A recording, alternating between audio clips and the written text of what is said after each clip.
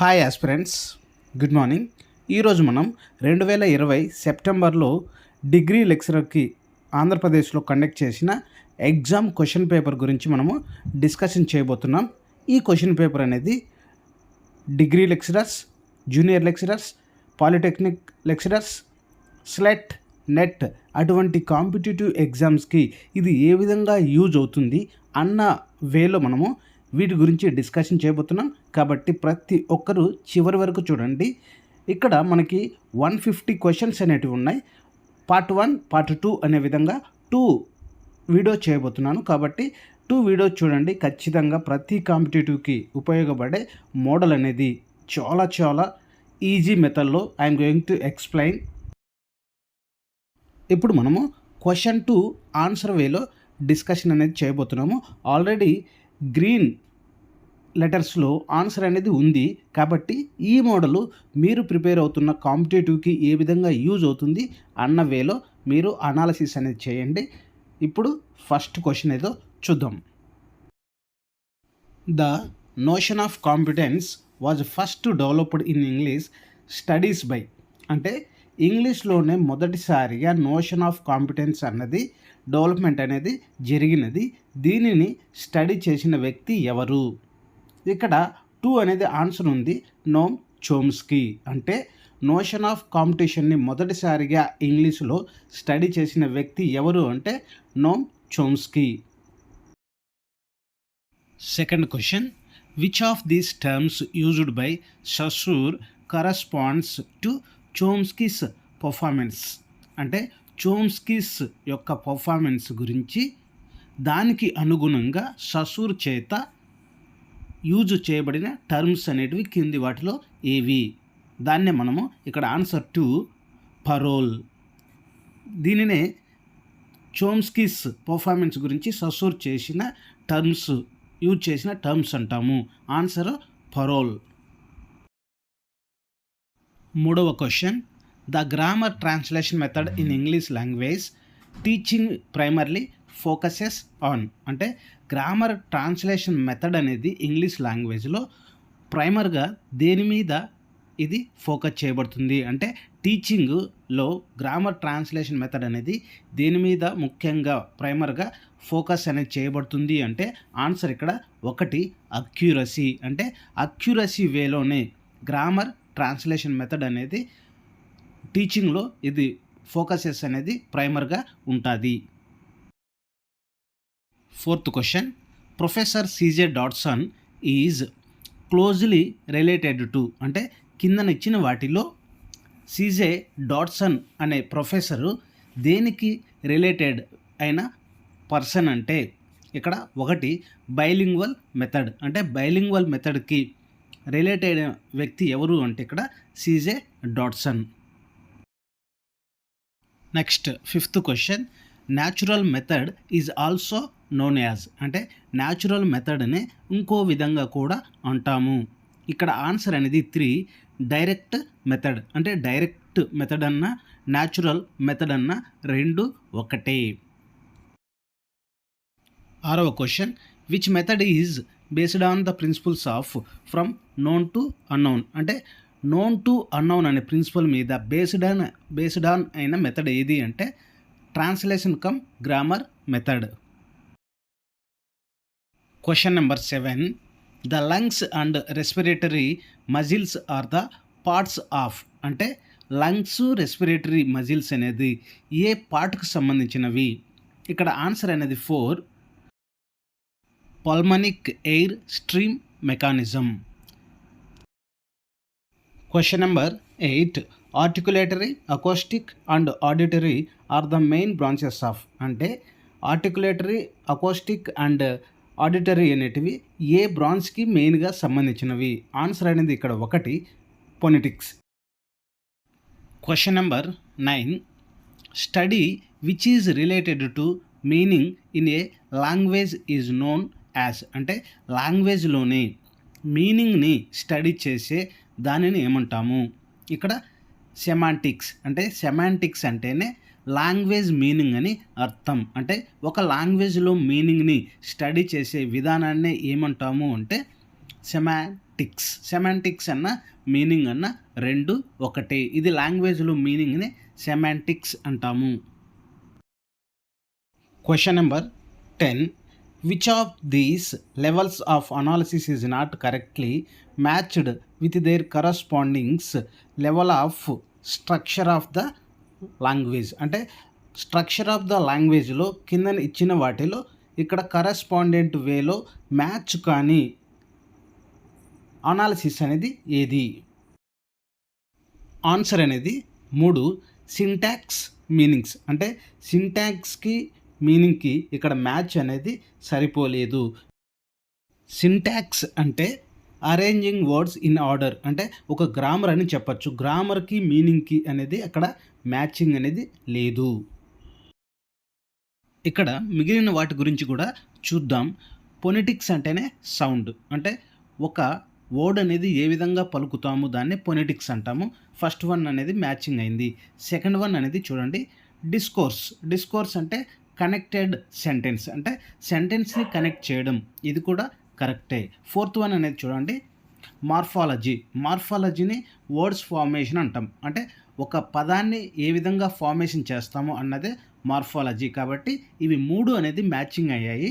కాకపోతే syntax meanings అనేది matching కాలేదు. మీనింగ్ అంటే ఒక పదానికి అర్థం ఇవ్వడం, కానీ సింటాక్స్ అంటే ఒక గ్రామర్ అని చెప్పవచ్చు. అరేంజింగ్ వర్డ్స్ని అరేంజ్ చేయడం, వర్డ్కి మీనింగ్ చెప్పడం అనేది ఒక డిఫరెంట్ అనేది ఉంది. కాబట్టి ఇక్కడ అనాలిసిస్ వేలో ఇక్కడ వ్యత్యాసం అనేది చూపించేదే సింటాక్స్ మీనింగ్స్.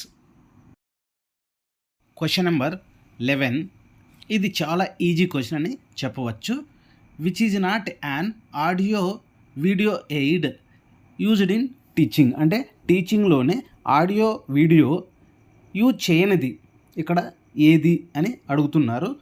ఇక్కడ 1 ఆన్సర్ అనేది గ్రామఫోన్లో ఓన్లీ ఆడియో ఉంటుంది, వీడియో అనేది ఉండదు. మిగిలిన 3 ఆడియో ఉంటుంది, వీడియో కూడా ఉంటుంది.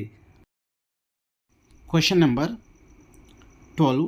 Who gave the term synchronic and diachronic approaches to study the languages? అంటే లాంగ్వేజెస్ని స్టడీ చేయడానికి దగ్గర సంబంధం ఉన్న సింక్రోనిక్ అండ్ డయాక్రోనిక్ని ఎవరు ఈ టర్మ్స్ని వాడారు, ఎవరు ఇచ్చారు అంటే ఆన్సర్ అనేది 1 ఫెర్డినాండ్ డి సస్సూర్.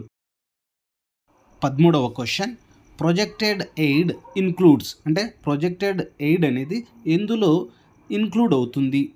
ఆన్సర్ అనేది 1 ఫిల్మ్ స్ట్రిప్స్లో ప్రొజెక్టెడ్ ఎయిడ్ అనేది ఇన్క్లూడ్ అయి ఉంటుంది. Question number 14. Which among these is not used as communicative language teaching strategies in classroom? అంటే క్లాస్ రూమ్లోనే కమ్యూనికేటివ్ లాంగ్వేజ్ టీచింగ్ స్ట్రాటజీస్ అనేటివి కింది వాటిలో ఏవి అనేది యూజ్ అనేది చేయబడవు? ఆన్సర్ అనేది 4 translation. Question number 15. The approach which traces the historical development of the language and records the changes that have taken place in it between successive points in time is?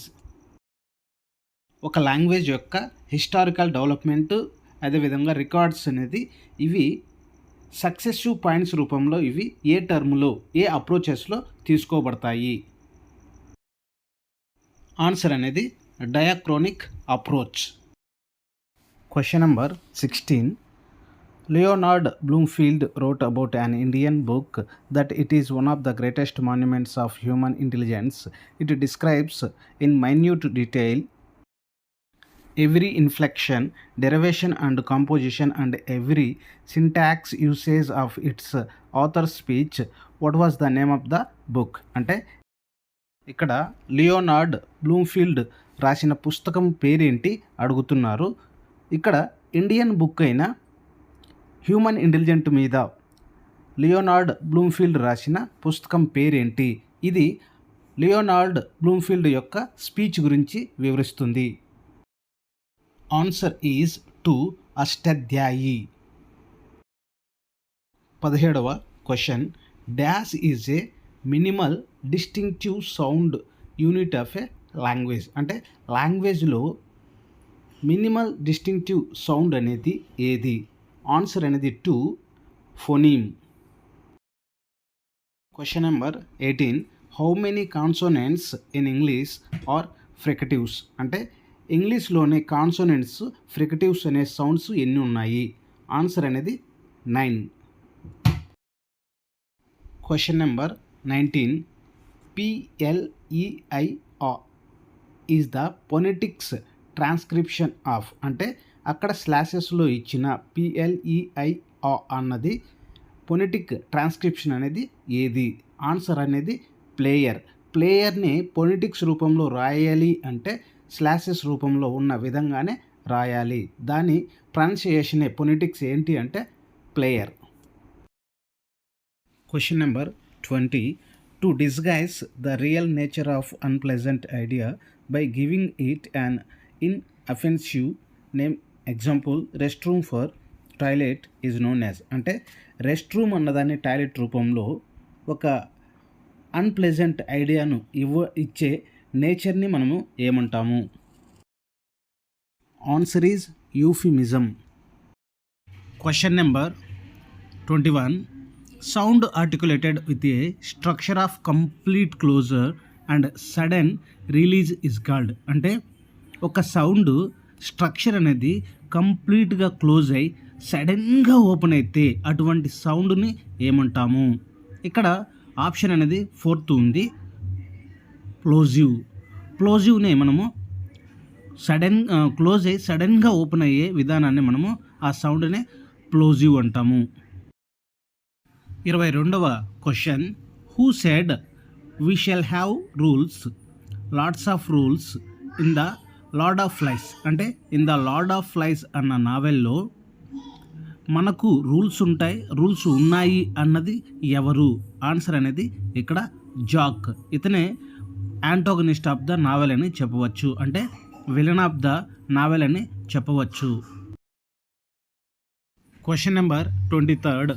Which Roman God is said to tame the sea horse in my last duchess? అంటే in my last duchess అన్న పోయంలో ఏ Roman గాడు tame the sea horse అన్నది ఎవరు? ఇక్కడ answer అనేది 4th Neptune. ఇతనే my last duchess అన్న పోయంలో, ఇది రాబర్ట్ బ్రౌనింగ్ యొక్క పోయం. ఆ పోయంలో టేమ్ ద సీ హార్స్ అన్నది ఎవరు? ఏ రోమన్ గాడ్ అంటే నెప్ట్యూన్ అనేది answer. Question number 24. To whom the narrator blames for the end of his romance in the first stanza of Browning's the Last Ride Together? Robert Browning యొక్క poem అయిన the Last Ride టుగెదర్లో narrator యొక్క రొమాన్స్ని end చేసినప్పుడు ఎవరిని ఇతను blame చేస్తాడు? Answer అనేది ఇక్కడ ఫేట్. అంటే ఇక్కడ నరేటరు తన యొక్క తలరాతని బ్లేమ్ చేయడము మనము చూడవచ్చు.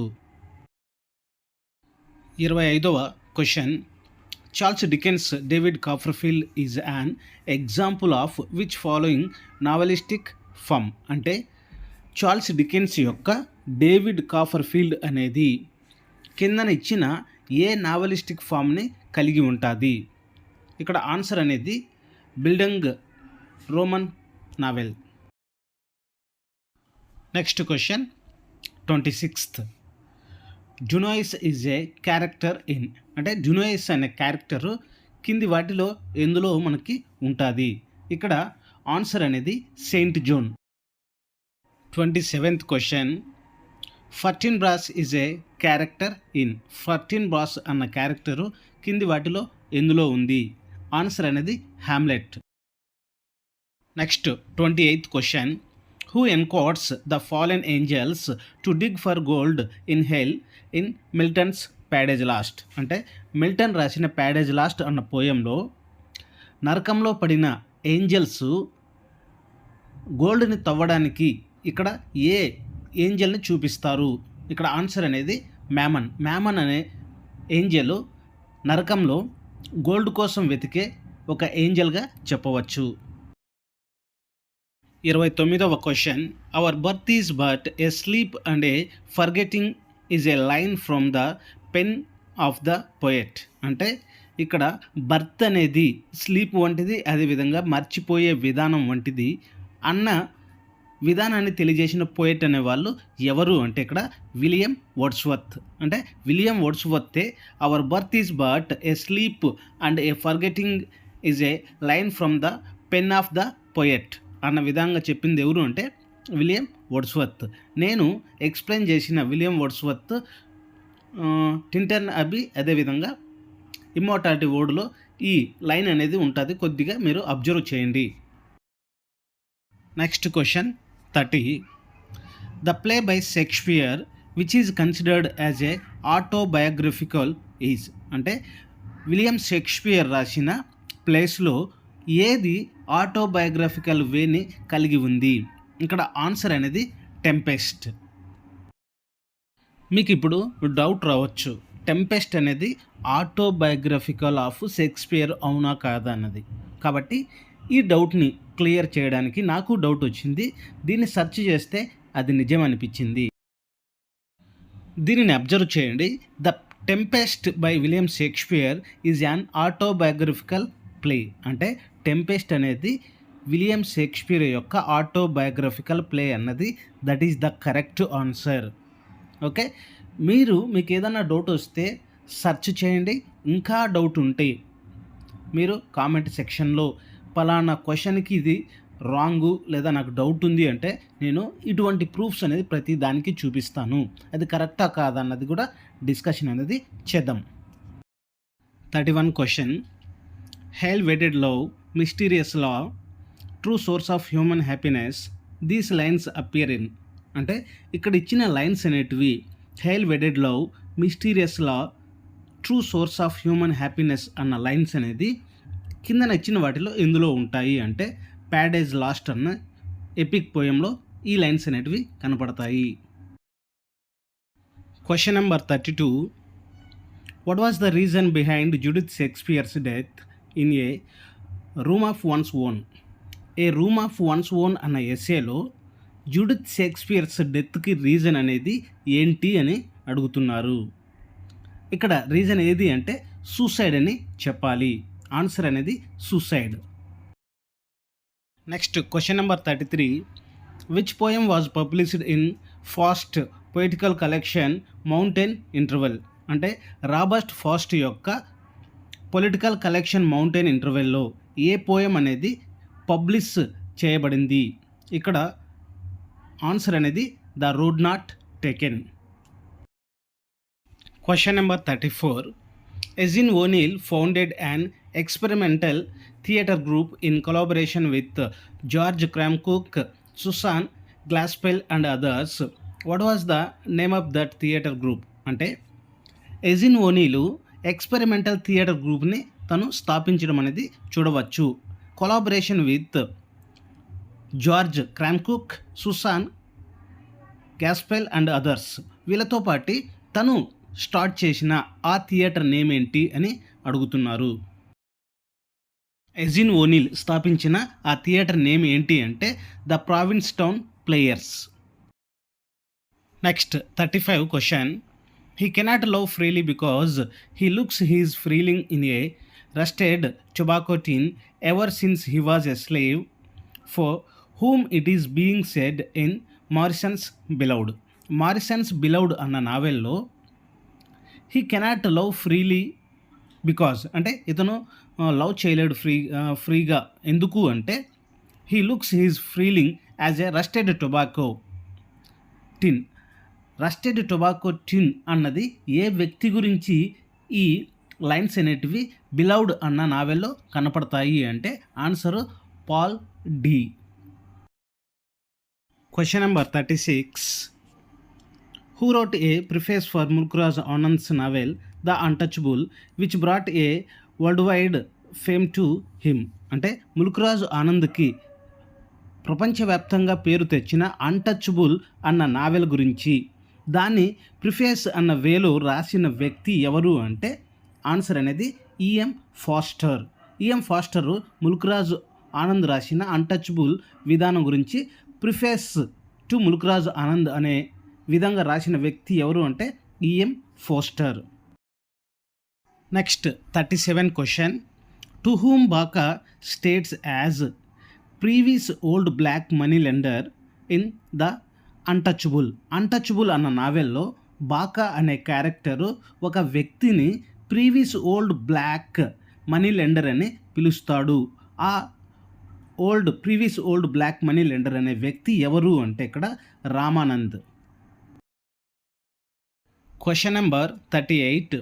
The main idea of the poem love poem for a wife. అంటే love poem for a wife అన్న ఐడియా పోయము కింది వాటిలో ఏది చూపిస్తుంది అంటే ఆ పోయము భార్య కోసం, భార్య ప్రేమ కోసం అన్న విధంగా చూపించే పోయం అనేది కింది వాటిలో ఏది అంటే ఆన్సర్ అనేది unshared childhood. Next question number 39. Girish Karnad's play Hayavadana is based on. అంటే గిరీష్ కర్నాడ్ యొక్క హయవదన అన్న ప్లే దేని మీద బేస్ అయి ఉంటుంది అంటే transposed heads. Question number 40. In 1981 which of the novel was Booker prize. అంటే 1981లో ఏ నావెల్కి బుకర్ ప్రైజ్ అనే అవార్డు వచ్చింది. ఇక్కడ ఆన్సర్ అనేది Midnight's Children. Question number 41.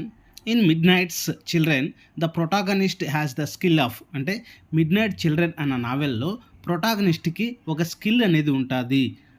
ఆ స్కిల్ ఏంటి?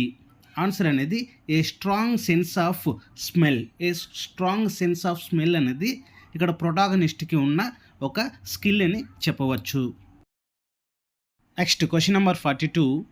Milton in his epic poem Paradise Lost was of the devil's party without knowing it.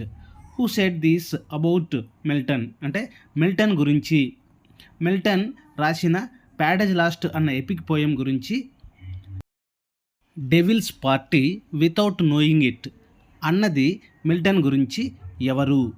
ఇక్కడ ఆన్సర్ అనేది William Blake. Next question number 43. Place the sections of the Waste Land in the sequence in which they appear in the poem. అంటే the Waste Land అన్న పోయంలో కిందన ఇచ్చినవి sequence రూపంలో, ఒక order రూపంలో ఇక్కడ సెట్ చేయమని అడుగుతున్నారు. ఆన్సర్ అనేది the burial of the dead, a game of chess, the fire sermon, death by water, what the thunder said.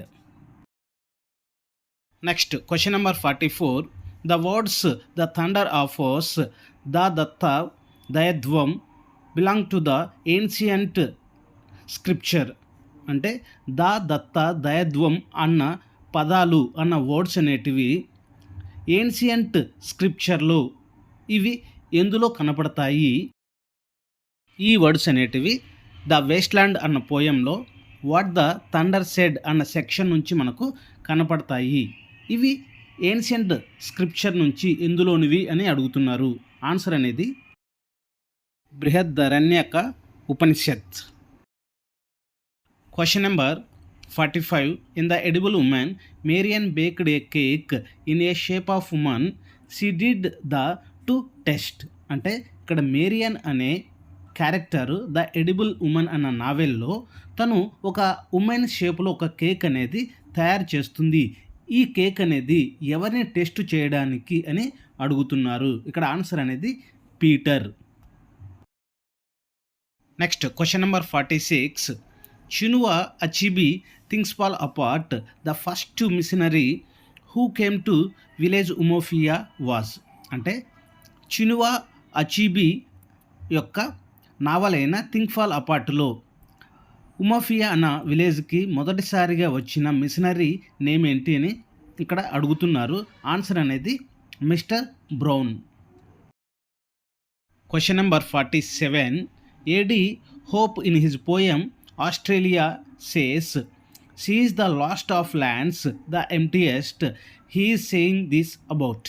అంటే ఏడి హోప్ తన పోయం అయిన ఆస్ట్రేలియా అన్న పోయంలో she is the last of lands the emptiest అన్నది ఎవరి గురించి? ఆన్సర్ అనేది ఆస్ట్రేలియా గురించి.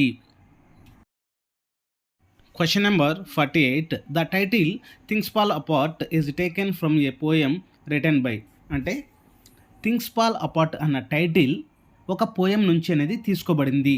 ఆ పోయంను రాసిన వ్యక్తి ఎవరు అంటే ఇక్కడ ఆన్సర్ అనేది డబ్ల్యూబి ఎయిట్స్. అంటే డబ్ల్యూబి ఎయిట్స్ రాసిన సెకండ్ కమింగ్ అన్న పోయం నుంచి థింగ్స్ ఫాల్ అపార్ట్ అన్నది టైటిల్ తీసుకోవడం జరిగినది. Question number 49. In which language Girish Karnad's Hayavadana was originally written అంటే హయావదన అన్న ప్లే గిరీష్ కర్నాడ్ చేత రాయబడినది. ఇది ఒరిజినల్గా ఏ లాంగ్వేజ్లో రాయబడింది? ఆన్సర్ అనేది కన్నడ లాంగ్వేజ్లో హయావదన మొదటిసారిగా రాయబడింది. అది ఇంగ్లీష్లోకి ట్రాన్స్లేషన్ తర్వాత జరిగినది. Next question number 50. Who among these does not belong to the group of metaphysical poets అంటే కింది వారిలో మెటాఫిజికల్ పోయట్స్ సంబంధించిన వ్యక్తి కాదు. అంటే ముగ్గురు మెటాఫిజికల్ పోయట్స్, ఒక వ్యక్తి మాత్రము కాదు. ఆ వ్యక్తి ఎవరు అంటే ఆన్సర్ అనేది John Dryden. Question number 51. Renaissance is a dash word which means rebirth. Renaissance అంటేనే రీబర్త్. ఇది ఏ వర్డ్ అని అడుగుతున్నారు. ఆన్సర్ అనేది ఫ్రెంచ్ వర్డ్. రెనైజెన్స్ అనేది ఏ వర్డ్ అంటే French word. Question number 52. Which of the following was the main characteristic feature of European renaissance అంటే European రెనైజెన్స్లో main characteristic feature అనేది కింది వాటిలో ఏది అని అడుగుతున్నారు. ఆన్సర్ అనేది to receive the classic ideas in literature, painting and architecture. Question number 53. Which of the following writers wrote historical novels అంటే కిందన ఇచ్చిన రైటర్స్ ఎవరు హిస్టారికల్ నావెల్స్ని రాశారు? ఆన్సర్ అనేది sir Walter Scott and George Eliot. Question number 54. According to new criticism proper concern of literary criticism is అంటే new criticism ప్రకారం proper concern of literary criticism అంటే ఏంటి? ఆన్సర్ అనేది detail consideration of literary work as an independent entry. Question number 55. Dash played an important role in establishing the theory and practice of post colonial studies. Post colonial స్టడీస్ని వాటి యొక్క theory అదేవిధంగా ప్రాక్టీస్ని establishment చేయడంలో దేని యొక్క పాత్ర అనేది చాలా ఇంపార్టెంట్ అని అడుగుతున్నారు. ఆన్సర్ అనేది Edward Said's orientation. Question number 56. The unconscious is structured like a language is oft quoted dictum of అంటే అన్కాన్షియస్ అనేది స్ట్రక్చర్డ్ ఒక లాంగ్వేజ్ లాగా ఆఫ్ట్ కోటెడ్ డిక్టంలో చూపించే విధానాన్ని ఏమంటాము? ఇక్కడ Jacques Lacan. Question number 57. Who coined the term metaphysical అంటే మెటాఫిజికల్ అనే టర్మ్ని ఒక ముద్ర వేసిన వ్యక్తి ఎవరు? ఇక్కడ ఆన్సర్ అనేది doctor Samuel Johnson. Question number 58. Disestablish Eurocentric norms of literary and artistic value is a feature of అంటే పైన తెలిపిన ఫీచర్స్, ఆ ఫీచర్స్ ఏంటి అంటే disestablishment Eurocentric norms of literary and artistic value అన్న ఫీచర్స్ ఎందులో మనకు ఉంటాయి అంటే answer post colonial criticism. Question number 59. The statement when man is capable of being in uncertainties, mysteries, doubts without any irritable reaching after fact and reason defines the theory of అంటే ఇక్కడ ఇచ్చిన statement అనేది ఒక మనిషి అన్సర్టైనిటీస్ కానీ mysteries కానీ doubts కానీ కలిగి ఉన్న వ్యక్తిని ఇక్కడ ఈ విషయం గురించి వివరించే థియరీ అనేది ఏది అంటే ఆన్సర్ అనేది నెగటివ్ క్యాపబిలిటీ. అంటే ఒక వ్యక్తికి డౌట్స్ ఉన్నాయంటే అది నెగటివ్ క్యాపబిలిటీ లాగా మనము ఇది థియరీలో మనము ఒక భాగంగా అర్థం చేసుకోవాలి. Question number 60. The essay Did Women Have a Renaissance 1977 inaugurated a spirited debate among feminists and other schools. Who wrote this? అంటే ఇది ఒక ఎస్సే ఉమెన్స్కి రీనైజెన్స్ అనేది ఉందా అంటే రీబర్త్ అనేది ఉందా దాని గురించి ఇక్కడ చర్చలు అనేది ఫెమినిజం గురించి జరిగిన ఈ చర్చల విధానాన్ని రాసిన వ్యక్తి ఎవరు? ఆన్సర్ అనేది John Kelly. Question number 61. Eliot's famous essay Hamlet and his problems defines his ideas of. అంటే ఇలియట్ ఫేమస్ ఎస్సే అయిన హ్యామ్లెట్ అండ్ హిజ్ ప్రాబ్లమ్స్ గురించి అతని ఐడియాస్ అనేది దేని గురించి వివరిస్తాయి అంటే answer objective and correlative. Question number 62. Which among this is not an archetypal literary critic. అంటే కింది వాటిలో ఆర్కిటైపల్ లిటరరీ క్రిటిక్ కానిది ఏది? ఆన్సర్ అనేది Ezra pound. Question number 63. Who among these is a famous structural anthropologist. అంటే కింది వారిలో ఫేమస్ అయిన ఆంథ్రోపాలజిస్ట్ ఎవరు? ఇక్కడ ఆన్సర్ అనేది Claude Levi Strauss. Question number 64. Which of the following is a correctly matched pair. అంటే కిందనిచ్చిన వాటిలో ఏది కరెక్ట్ అయిన మ్యాచింగ్ వర్డ్ అని అడుగుతున్నారు. ఆన్సర్ అనేది psycho analytical criticism, Juliet Mitchell. Question number 65. Genocriticism is a female framework for the analysis of women's literature to develop new models based on the study of female experience rather than adopt male models and theories. Who coined the term genocriticism? అంటే ఈ జీనోక్రిటిసిజం అనేది women's గురించి, వాళ్ళ యొక్క experience గురించి, అదేవిధంగా వాళ్ళ యొక్క లిటరేచర్ విధానం గురించి మాత్రమే ఇది వివరిస్తుంది, కానీ మగవాళ్ళ గురించి అయితే ఇది చూపించదు.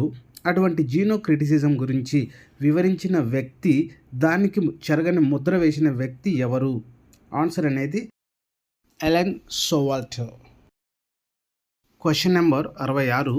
Who among these is not a myth critic. అంటే కింది వారిలో మిత్ క్రిటిక్ కాని వ్యక్తి ఎవరు? ఆన్సర్ అనేది W B eights.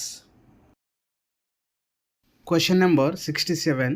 The first English women to earn her living by her pen and the most versatile author of restoration age is. అంటే restoration ఏజ్లో ఒక ఉమెన్ తన పెన్నుతో ఇన్కమ్ సంపాదించిన ఒక ఫేమస్ వర్సటైల్ ఆథర్ అనేది కింది వారిలో ఎవరు? ఆన్సర్ అనేది Aphra Behn. Question number 68. Choose the correct sequence of literary movements given below. అంటే కిందనిచ్చిన లిటరరీ మూమెంట్స్ అనేది ఒక సీక్వెన్స్, ఒక ఆర్డర్ ప్రకారం అనేది సెట్ చేయమంటున్నాడు. ఇక్కడ ఆన్సర్ అనేది చూస్తే Russian formalism, archetypal criticism, new criticism, deconstruction. Question number 69. The central idea of neo classic humanism was. అంటే నియో క్లాసిక్ హ్యూమనిజం అనే దానికి సెంట్రల్ ఐడియా అనేది ఏది? Answer art for humanities sake. Question number 70. Who among these is not a reader response critic. అంటే reader response critic అన్న వ్యక్తి ఇక్కడ కానివారు ఎవరు? Answer Judith Buttler.